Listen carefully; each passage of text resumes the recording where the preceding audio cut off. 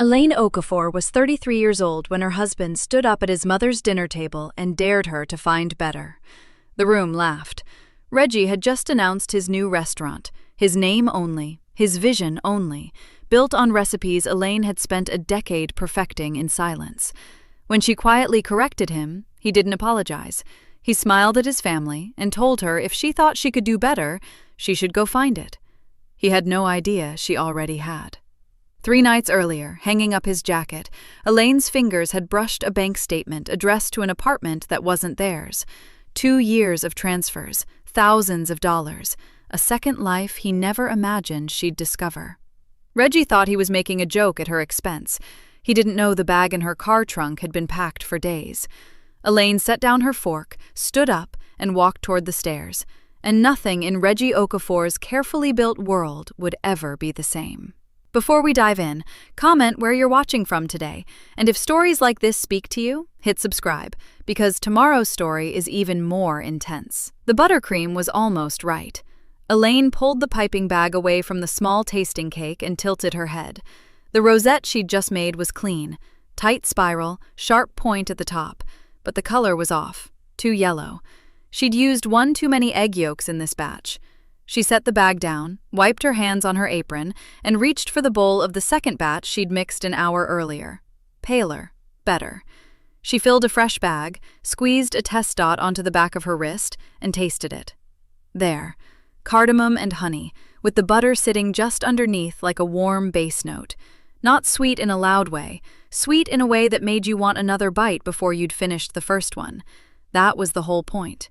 She piped 12 perfect rosettes onto 12 perfect squares of vanilla brown butter cake, each one sitting on a small slate tile she'd wiped down with a damp cloth. Around each square, she placed 3 thin slices of candied kumquat, fanned out like a hand of cards, a dusting of edible gold, a single micro mint leaf, stem tucked under. She stepped back and looked at the row. 11 years of this. 11 years of her hands building something beautiful, and then stepping aside so someone else could present it. She picked up her clipboard. The prep kitchen smelled like brown butter and cardamom and the faint, sharp edge of the dish soap she used on the sheet pans. It was a small space, commercial-grade range, 2 long stainless steel prep tables, a walk-in cooler that hummed constantly, but it was hers in every way that mattered. She knew every shelf. She knew which burner ran hot on the left side.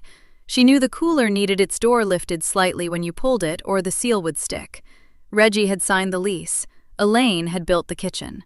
The clients arrived at 2 o'clock. They were a couple, late 30s, well-dressed, the kind of people who described themselves as foodies and meant it as a personality. The woman had a notebook. The man had questions about sourcing. Reggie met them at the door. He was good at that part. Elaine had always admitted it, even to herself. He had a way of filling a room without crowding it, a handshake that felt like the start of something, a smile that made people feel like they were the most interesting thing he'd encountered all week. He wore a crisp white dress shirt with the sleeves rolled to the elbows, and he moved through the tasting setup like a man who had built every single item on the table from scratch. "What you're about to taste," Reggie said, setting his hand lightly on the edge of the slate tile display, is the result of a real culinary philosophy. We don't just cook for events, we design experiences. Elaine stood near the service table, checking the temperature of the savory course components. She didn't look up. She listened to him describe the honey cardamom buttercream to the woman with the notebook, watched him use phrases like layered flavor profile and intentional restraint. Watched the clients lean forward with exactly the kind of engagement she'd hoped the recipe would earn. The woman took a bite of the tasting cake and closed her eyes for a second. "This is incredible," she said. "Who developed this?" Reggie didn't miss a beat. "That's the Okafor signature right there," he said, spreading his hands. "Years in the making." The Okafor signature. Not Elaine's signature. Not, "My wife created this recipe from scratch on our kitchen table at midnight." Not, "She's standing 6 feet away if you want to ask her about it." The Okafor signature. Elaine set a serving spoon down quietly and moved to the cooler to pull the next course. Reggie stepped outside twice during the tasting. The first time, he said he needed to take a quick call. He was back in 4 minutes. The second time, he didn't say anything at all, just palmed his phone off the table and stepped through the side door, turning his shoulder as he went, angling the screen away in one smooth, practiced motion. Elaine watched him go. She said nothing. She refreshed the client's water glasses, answered a question about dietary accommodations, and smiled when the woman said she'd already mentally booked them for her sister's engagement party. When Reggie came back the second time, his expression had been rearranged. Smile back in place. Easy. Later, while she was loading the cooler with the leftover components, she mentioned their anniversary, 2 weeks out. She'd been thinking about the small Italian place on Drexel, the one where they'd eaten on their third date, the one with the handmade pasta and the candles and old wine bottles. Reggie barely looked up from his phone. "That weekend's probably going to be bad timing, babe. I've got something in the works with this investor." "Which investor?" "I'll tell you more when it's solid." He tucked the phone into his pocket. "Don't make a reservation yet." Elaine nodded. She filed it, right next to the turned shoulder and the twice stepped outside and the Okafor signature that had no face attached to it. She filed all of it. He was asleep by 10:30. Elaine moved quietly through the bedroom, picking up the clothes he'd dropped across the chair near the window. She folded his undershirt, set his shoes by the closet door, lifted his jacket from where it had slid halfway off the armrest. Her hand closed around the inside pocket to smooth the lining flat. Something crinkled. She stopped. She reached in and pulled out a folded piece of paper, tri-folded, the way something comes out of an envelope. She stepped into the hallway, pulled the door almost shut behind her, and opened it under the light. A bank statement. Account number she didn't recognize. Not one of their joint accounts, not the business account, not the savings. A name on the address line, R. Okafor. But the address below it was not their house. It was an apartment number on a street across town she'd never heard him mention. The statement was 2 pages. Her eyes moved down the columns. Transfer, transfer, transfer. Every one of them from the Okafor and table supply budget line. 2 years of them. The kitchen was quiet, except for the refrigerator hum. Elaine sat at the table with the statement spread flat in front of her. Both pages. She'd smoothed out the fold lines with her thumb, as if that would make the numbers easier to understand. It didn't. The clock on the microwave read 2:14 a.m. She wasn't crying. She'd checked on that a few times in the last hour, the way you check a pot on the stove, just to see where things stood. Her eyes were dry, her hands were still. What she felt wasn't grief, exactly. It was more like when you're in the middle of a recipe and you realize you've been misreading the measurement this whole time. That cold, clarifying drop in your stomach. Not devastation. Recognition. She pulled the statement closer. The transfers came out of the business supply line. That was the one she managed. Vendor payments, ingredient orders, packaging, equipment maintenance. She knew that budget the way she knew her own handwriting. She was the one who had built the category structure in their accounting software. She was the one who reconciled it every month, cross-checking receipts against the ledger. Except someone had added a line she'd never seen. Or someone had made sure she wouldn't. She grabbed a yellow legal pad from the kitchen drawer and a pen. She wrote down each transfer date in order, going back to the first page. 22 months, every transfer between the 12th and the 15th of the month, almost without fail. The amounts weren't random either. They weren't the jagged, uneven pulls of someone grabbing cash when they needed it. They were close to the same number each time. Steady, deliberate. The kind of consistent that takes planning. She set the pen down. She already knew what it looked like. She just needed someone she trusted to confirm she was reading it right. She called Odell at 7 the next morning. He picked up on the second ring, which meant he was already awake. He was always already awake. "I need you to look at something," she said. "Not to make me feel better. I need you to tell me what it actually is." A short pause on his end. Where and when? They met 3 days in a row. The first time was at a coffee shop on the far east side of the city, the kind of place with mismatched chairs and exposed brick where nobody knew them. Elaine brought the statement in a plain manila folder. Odell brought his laptop and a small portable scanner he used for field work. He scanned both pages without a word, then sat back and looked at the numbers for a long time. "These are coming out of a supply budget?" he said. "My supply budget." He nodded once, slowly, the way he did when something was confirming what he'd already suspected. "Give me 2 days." The second meeting, he brought printed sheets of his own, a breakdown he'd built from the data she'd given him, with transfer amounts averaged out across the months, deviation percentages, a clean column showing the gap between what the supply line should have absorbed based on their event volume and what had actually moved through it.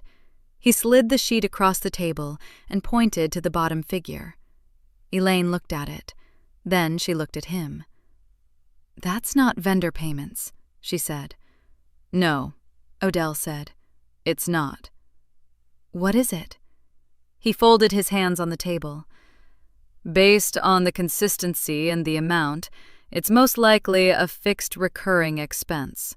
Rent, maybe car payments, something with a set monthly number." He paused. "A second residence is the most common thing that looks like this." She didn't flinch. She just turned the sheet around and looked at the column again, making herself sit with it. "Is it airtight?" she asked. "What I have right now is a strong pattern. To call it fraud in a way that holds up, I'd need to trace where the transfers actually landed. That takes a little more time." "Then take it," she said. She went home each night and cooked dinner. She asked Reggie about his day. She listened to him talk about a corporate client he was pitching. She laughed at the right moments. She passed him the salt. She was very good at keeping her face still. She'd had years of practice. On Thursday, she started packing a bag. Small things first. Things Reggie would never notice were gone. An extra set of keys, her personal documents, her grandmother's ring, which had lived in the back of her jewelry drawer for years, 2 changes of clothes, her backup hard drive with the business files she'd built herself. She put the bag in the trunk of her car under the spare tire panel, zipped shut, and went back inside. On Friday, she called a property management company and arranged a short-term rental in her maiden name, Elaine Marsh, 1 bedroom, month to month. She paid the deposit from a personal savings account she'd opened 3 years ago, when Odell had quietly suggested she keep something separate. She'd thought it was just good financial sense at the time. On Saturday evening, Reggie looked up from his phone and said, "My mom wants everyone over Sunday. I'm going to tell the family about the restaurant." Elaine looked at him. "I'll be there," she said. Priscilla Okafor's dining room smelled like roast chicken and candle wax. The table was set the way it always was on Sundays. The good plates, the cloth napkins folded into triangles, the shallow bowl of fake fruit in the center that no one ever moved. Elaine had sat at this table for 11 years. She knew which chair wobbled. She knew Priscilla liked the window cracked, even in winter. She knew that the good plates only came out when Reggie had something to say. She unfolded her napkin and set it in her lap. Priscilla sat at the head of the table, straight-backed and composed, a glass of sweet tea sweating rings onto the cloth. Vanessa was across from Elaine, scrolling her phone under the table edge the way she always did before the food settled. Reggie was at the other end, jacket still on, the way he dressed when he wanted to look like he'd come from somewhere important. He hadn't touched his food yet. That was the first sign. Reggie always ate first. "All right," he said, pushing his plate a few inches back and resting his forearms on the table. He was smiling the way he smiled at tastings, broad and easy, like he already knew how the room was going to respond. "I've been sitting on this for a while, but it's ready now. We're opening a restaurant." Priscilla pressed her hand flat against her chest. "Reggie." "Full service, sit down. Upscale but approachable. That's the lane." He leaned forward. "I've already signed the lease. Corner space over on Meridian. Good foot traffic, great visibility. I'm calling it Table by Okafor." Vanessa looked up from her phone. Elaine took a slow sip of water. Reggie kept going. He talked about the concept: elevated Southern comfort, seasonal ingredients, prix-fixe on weekends. He talked about the bar program. He talked about the private dining room for events. His voice had that performance quality to it, the one that rose just slightly at the end of each sentence, pulling the room along with him. Then he started talking about the menu. "The anchor dish is going to be the brown butter peach cobbler," he said. "We built that from scratch. Took us months to get the ratios right. That thing alone is going to bring people back." Elaine set her fork down quietly. She had developed that recipe 3 years ago, alone in their kitchen on a Tuesday night, testing the brown butter temperature 4 separate times until the finish was right. She had the notes in her own handwriting in a notebook that still lived in her desk drawer. "And the jerk-spiced lamb chops," Reggie continued, gesturing with one hand like he was painting the plate in the air. "That's a signature. That's us." She looked at him. "Reggie," her voice was even, "I developed half those dishes." The table went quiet for exactly 1 second. Then Reggie laughed. It was a big laugh, the kind designed to dissolve tension by making it seem like there was never any tension to begin with. He looked around the table, spreading his hands wide. She's right," he said, still grinning. "She's my secret ingredient, everybody." He winked at Priscilla. "You know how she gets." Priscilla smiled faintly at her plate. Vanessa didn't smile. She looked at Elaine instead. Elaine kept her eyes on Reggie. "It's not a small thing," she said. "The cobbler, the lamb, the cornbread soufflé, the spiced sweet potato puree. Those are mine. I have the original recipe notes. I want to make sure that's part of the conversation about the restaurant." Reggie tilted his head. The grin stayed on, but something behind his eyes went flat. "Elaine." He said her name like a gentle warning. "Sweetheart, everything we built together. That's what marriage is." "That's a different point than what I'm making." He leaned back in his chair and crossed his arms, still performing for the table. Okay. He looked at Priscilla, then back at Elaine. "If you think you can do better than what I've built here, then by all means." He opened one hand toward the door. "Go find better." Priscilla let out a short, uncomfortable laugh. Vanessa went still. Elaine looked at Reggie for a moment.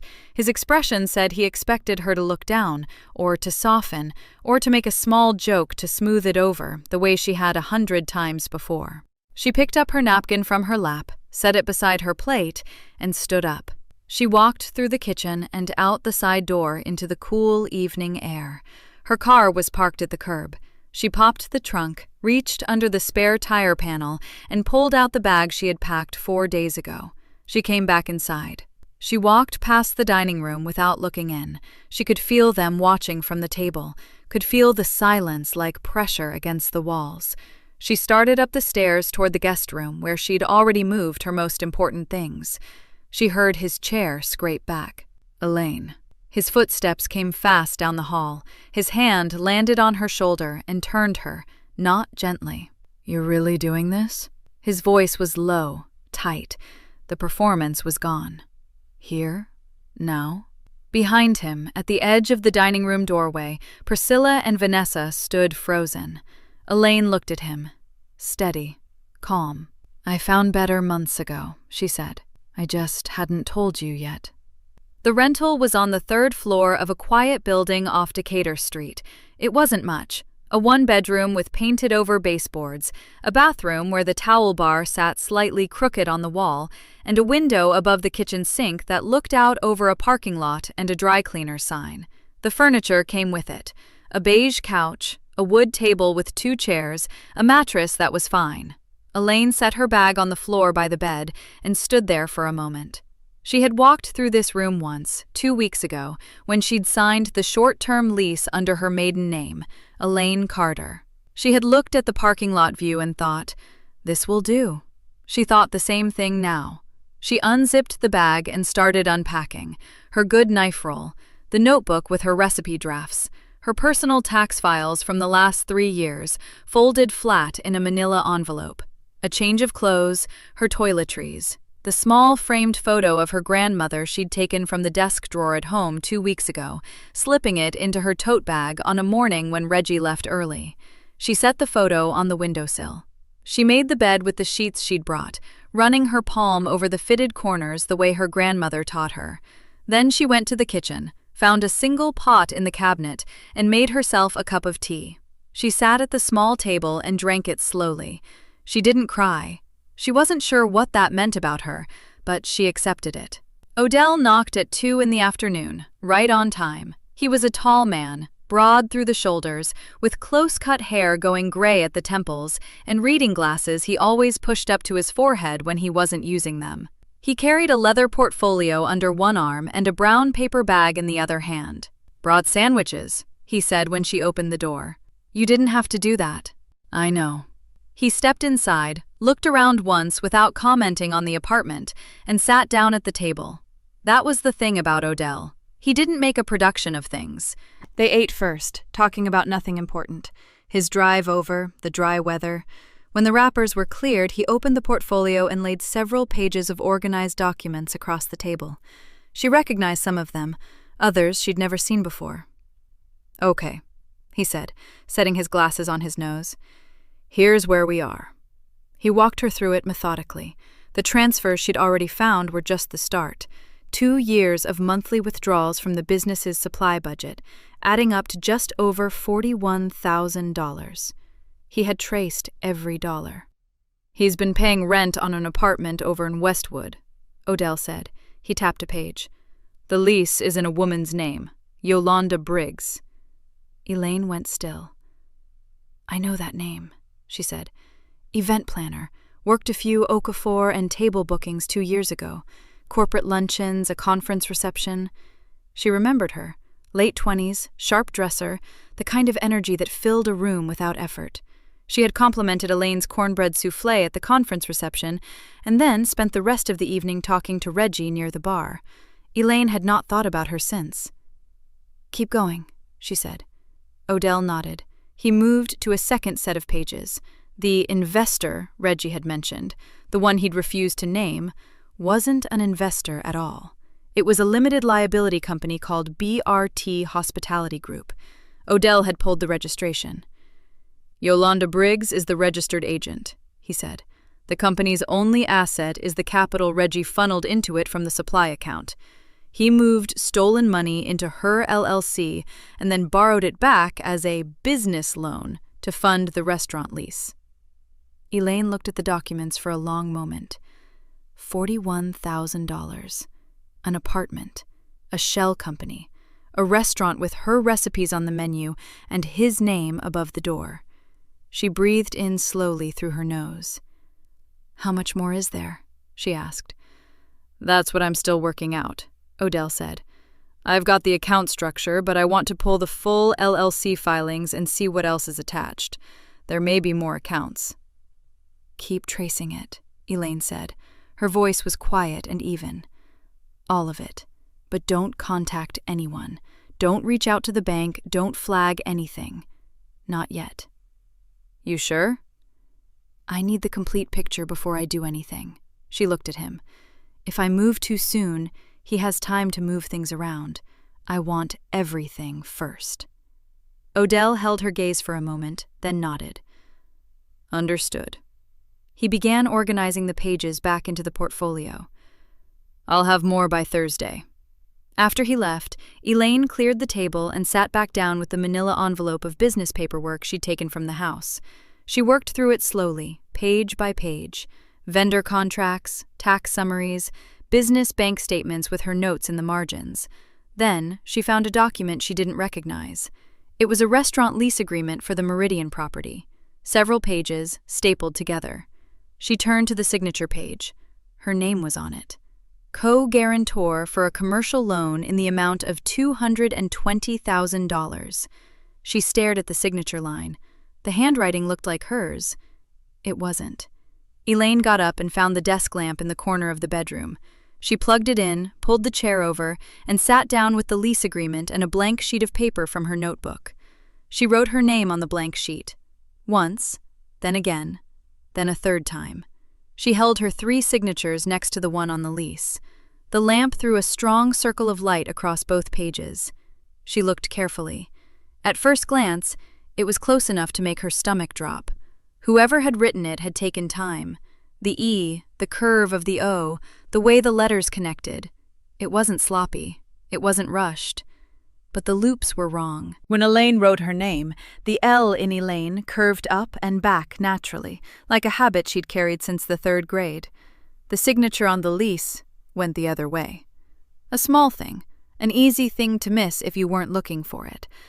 She was looking for it. She set both pages flat on the desk and pressed her palms against the edge of the surface to keep her hands from moving. Her chest felt tight, not from grief, from something colder. She sat with that feeling for a moment and let it settle. Then she picked up her phone and called Odell. He answered on the 2nd ring. "I found a lease agreement," she said. "Commercial property, the Meridian on 5th. My name is on the signature page as co-guarantor on a loan for $220,000. Odell." She paused. "I never signed it." A beat of silence. She heard him set something down on a hard surface. "Send me photos of every page right now," he said. His voice had shifted, still calm, but tighter. "Front to back, including the header on the loan application if it's attached." She photographed each page and sent them while they stayed on the line. "Give me 10 minutes," he said. She went to the kitchen and stood at the window. The parking lot below was quiet. The dry cleaner's sign buzzed faintly in the dark. She watched a car pull in, park, and go still. Her phone buzzed. "The loan is active," Odell said when she answered. "It's been funded. The lender has your name on the guarantee. If the restaurant defaults, they can come after your personal credit, your credit score, any assets tied to your name." She closed her eyes for exactly 2 seconds. "He took out a loan to fund a restaurant that was going to cut me out of the business entirely," she said. "And he put my name on it to cover his risk." "That's what the paperwork shows." She opened her eyes. "This isn't about him choosing to leave anymore." "No," Odell said. "It's not." She turned away from the window and walked back to the desk. She looked at both signatures again, her real one and the false one, side by side under the lamp. She thought about the 11 years, the recipe notebooks she'd filled, the vendor calls she'd made, the Saturday mornings she'd come in early, and the Sunday nights she'd stayed late. The way Reggie had stood at that tasting table and described her caramelized onion tart to a client like a man who had stood at a stove in his life. She thought about his family watching her at that dinner table, the laughter, his hand on her shoulder in the hallway. She thought about the woman at the conference reception complimenting her cornbread soufflé. She set the pages down. "I need everything," she said. "Every document connected to this loan. The full application, all the supporting paperwork, whoever signed off as preparer, the transfer records we already have showing where the capital came from, the LLC registration for BRT Hospitality, all of it organized and dated." "I can have that together by Thursday," Odell said. "I need it to be airtight," she said. "Not a story. Evidence. The kind where there's no room to argue about what the numbers mean." "That's how I build everything." "I know," she said. "I'm just telling you what I need." "Understood." She heard him clicking through something on his end. "I'm pulling the full loan application file now. There's a document preparer listed as a co-applicant contact on the loan." "Who?" A pause, papers moving. "Yolanda Briggs," Odell said. "And not just as a business reference. Her signature appears on the loan application as a participating co-applicant on behalf of BRT Hospitality. She helped structure the loan, Elaine. She knew what your name was being used for." Elaine was quiet for a moment. She had told herself that Yolanda Briggs was a variable she'd deal with later, a piece of the picture she didn't need to touch until the rest was in place. That wasn't true anymore. "Okay," she said. "What are you thinking?" Odell asked. I'm thinking I need to talk to her, Elaine said, before we go any further, before I take this anywhere official. She looked at the lease, at the forged signature, at her own name printed underneath someone else's handwriting. I want to hear what she says when I put the paperwork in front of her. Elaine chose the coffee shop on purpose, not somewhere near the business, not somewhere Reggie's family might walk past. She picked a place called Grind & Co., a narrow spot on the east side of town with small wooden tables and enough background noise to keep a private conversation private. She arrived 20 minutes early, ordered a black coffee, and set her folder on the seat beside her so she could control when Yolanda saw it. She sat with her back to the wall. She watched the door. Yolanda Briggs came in at exactly 2 o'clock, which Elaine noted. Punctual, composed. She was wearing a camel-colored blazer over dark jeans, a tote bag over one shoulder, and the kind of easy confidence that came from walking into rooms where people already knew her name. She scanned the coffee shop once, spotted Elaine, and smiled. The professional kind, warm but not personal. "Elaine," she said, sliding into the chair across from her. "It's been a while." "It has," Elaine said. "You said you wanted to talk business." Yolanda set her bag on the floor and unzipped it slightly, like she was ready to pull out a notepad. "I've been thinking we could do something really interesting together, actually. The catering market is shifting, and—" "I didn't ask you here to talk about a contract," Elaine said. Her voice was level, not hard, just clear. Yolanda looked up. Elaine reached into the folder beside her and set 3 documents on the table, side by side. She didn't fan them out for drama. She just placed them flat and let Yolanda look. The first was a printout of the transfer records, 2 years of withdrawals from the Okafor and Table Supply account, moving in consistent amounts to a separate account registered to BRT Hospitality LLC. The second was the first page of the restaurant loan application, with Yolanda's name listed on the signature block as a participating co-applicant on behalf of BRT Hospitality. The third was the co-guarantor page from the lease, the one with the forged signature. Yolanda's eyes moved across all 3 pages. She didn't reach for any of them. The easy smile was gone. "Where did you get these?" she asked. "The same place anyone could get them," Elaine said, "if they knew what to look for." Yolanda leaned back in her chair, recrossing her legs, and looked toward the window for a moment. A woman outside was walking a dog. The dog stopped at a planter. Yolanda watched it like she needed somewhere to put her eyes.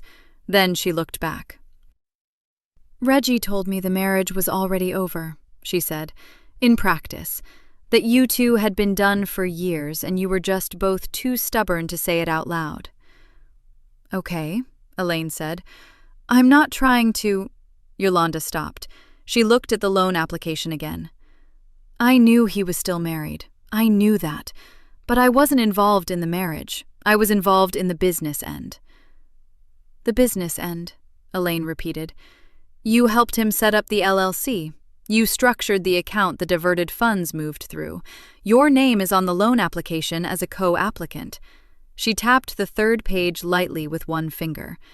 "And that signature isn't mine. You know that because you were there when the application was submitted." Yolanda's jaw tightened. "I didn't write it." "That's not what I said." The silence between them stretched out for a few seconds. A barista called out an order behind them. Someone laughed near the front window. "He told me I'd have a stake in the restaurant," Yolanda said, quieter now. 15%. It was in writing. "It was in writing that Reggie promised you," Elaine said. "That document doesn't protect you from what yours says." Yolanda looked at the loan application with her name on it, and something shifted in her face. The defensiveness was still there, but underneath it now, something else had moved in. Something that looked a lot like the beginning of real fear. "I was going to be part of building something," she said. It came out smaller than she probably meant it to. Elaine didn't respond to that.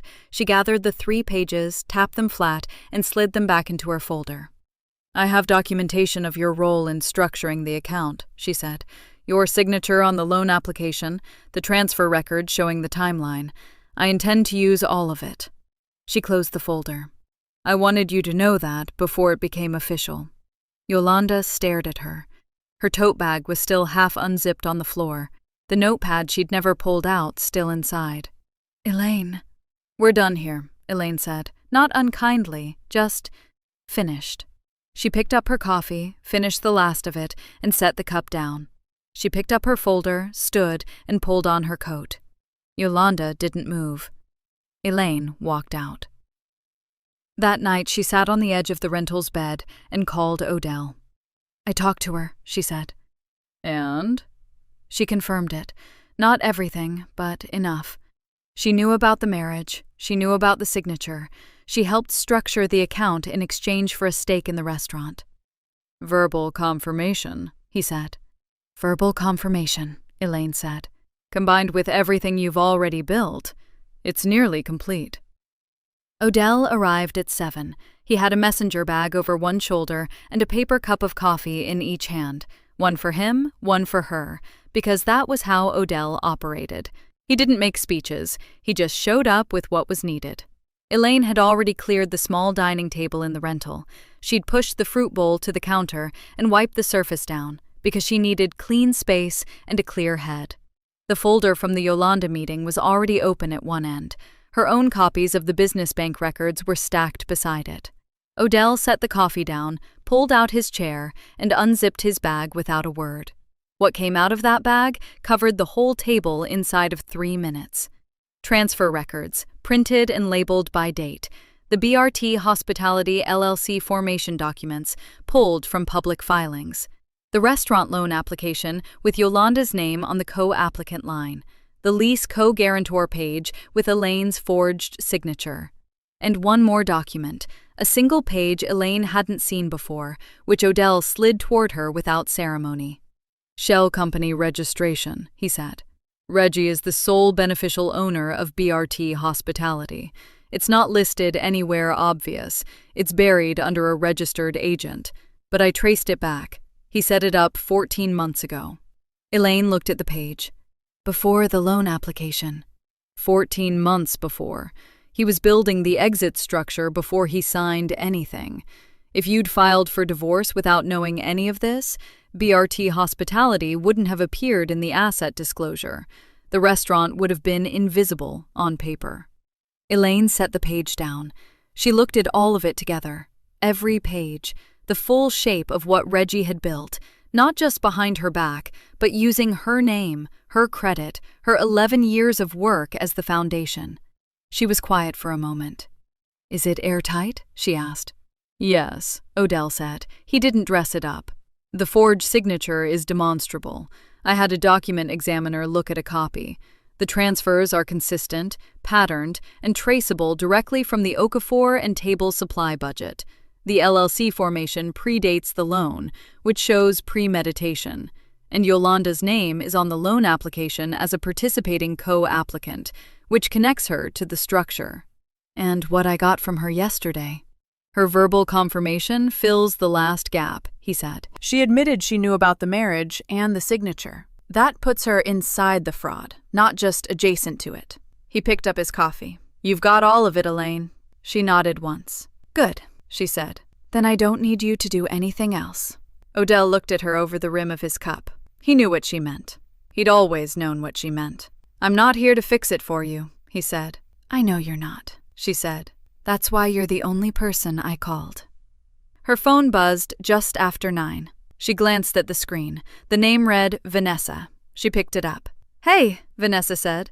Her voice was careful, not cold but measured, like she was choosing each word before it left her mouth. I know it's complicated right now. I'm not calling to take sides."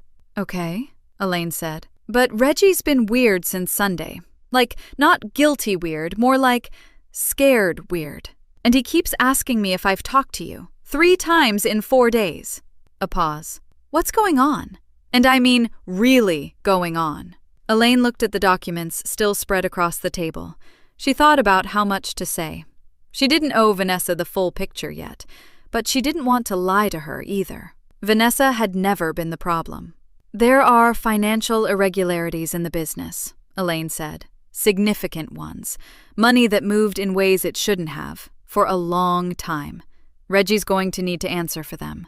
Silence on the other end. How significant? Vanessa asked.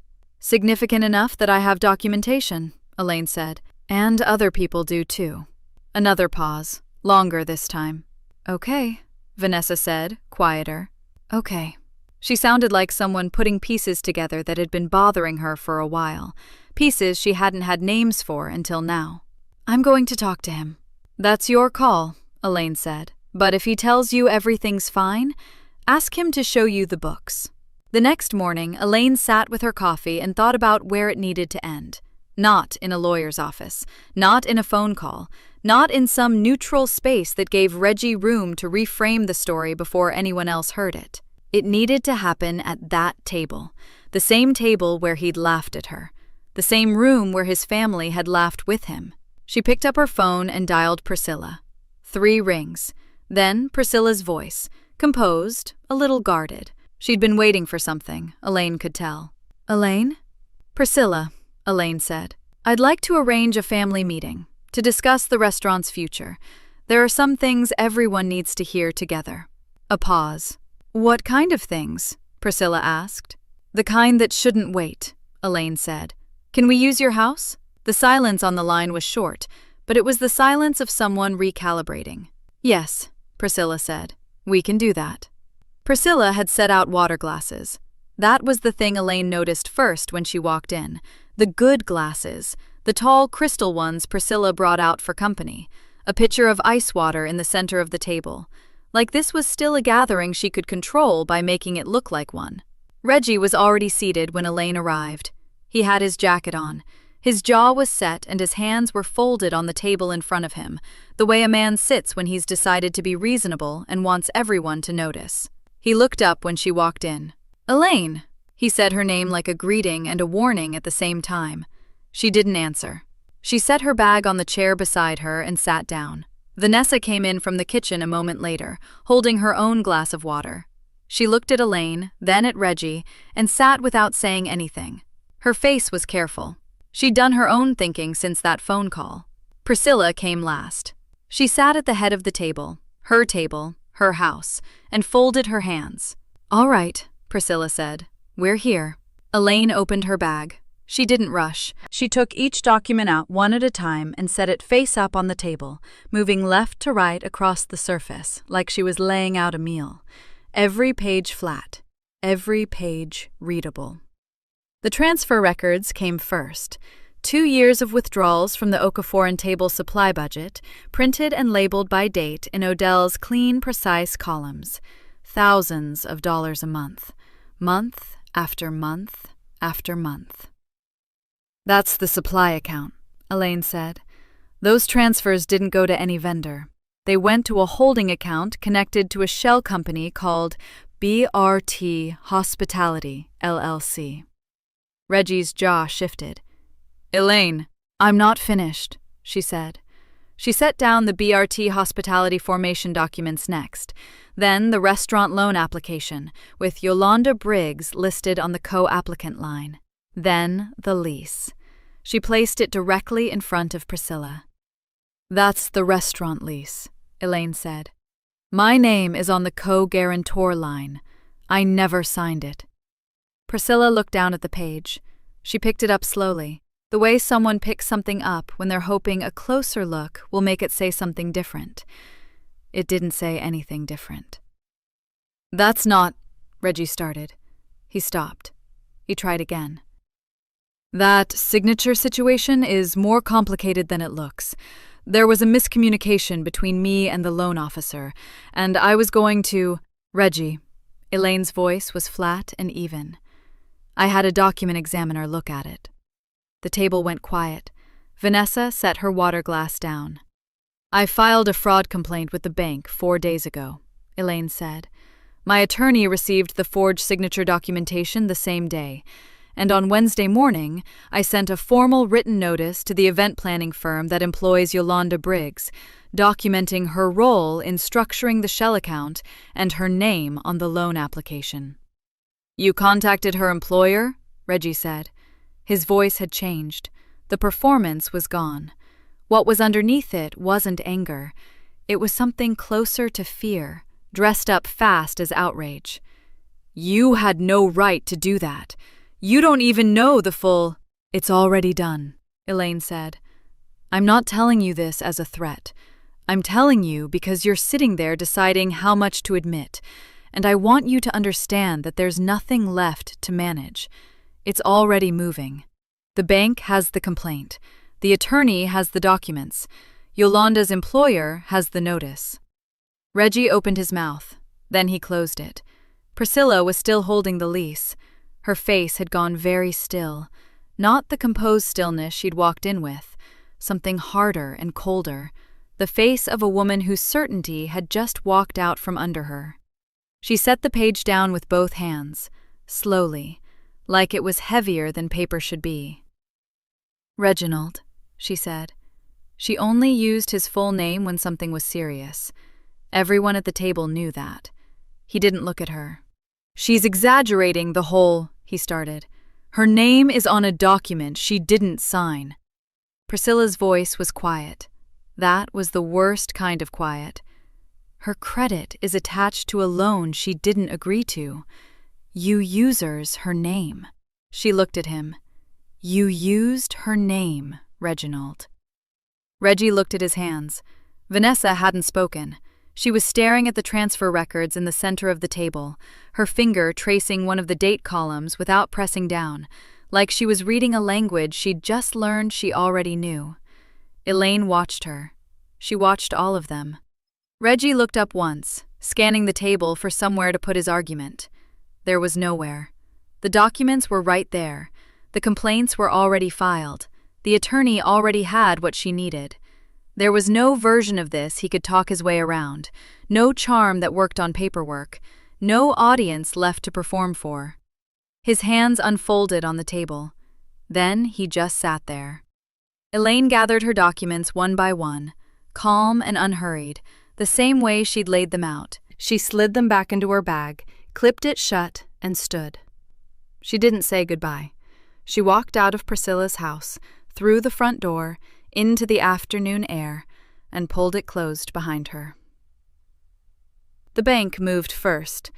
11 days after Elaine walked out of Priscilla's house, she got a call from her attorney. The fraud complaint had been reviewed. The document examiner's report confirmed what Elaine already knew. The signature on the loan guarantee was not hers. The loops were wrong. The pressure was wrong. The bank froze the loan the same afternoon. Without that guarantee, the restaurant financing collapsed. There was no backup, no second lender waiting in the wings. Reggie had built the whole structure on stolen capital and a forged name.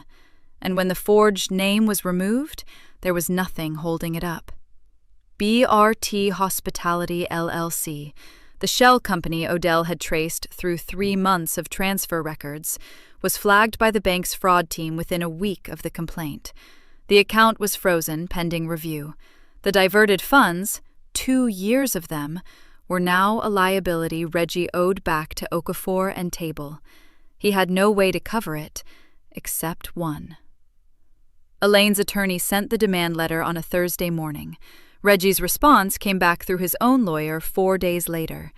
He would sell his stake in Okafor and Table, all of it. The stake he'd carried on paper for 11 years while Elaine ran the books, developed the menus, managed the vendors, and kept the whole operation solvent. He would sign it over as partial settlement of the diverted funds. Elaine read the letter twice at her kitchen table in the rental. She set it down. She picked up her coffee and drank it while it was still hot. The thing Reggie hadn't counted on, the thing he probably never bothered to read closely, was the original partnership agreement from when they started the business. 11 years ago, Elaine had drafted it with Odell's quiet guidance. She'd been 22 years old and careful in a way Reggie never thought to be. The agreement was specific. The recipes were hers. Every menu item, every formula, every baked good she'd tested in her home kitchen before it ever went into a client's order. All of it was listed under her name in the intellectual property clause. The brand name, too. Okafor and Table. It was Reggie's last name. He'd never thought that would matter. He'd assumed that if the business ever split, the name would follow him like everything else had, by default, by assumption, because he was the one who stood at the front of the room and took the bows.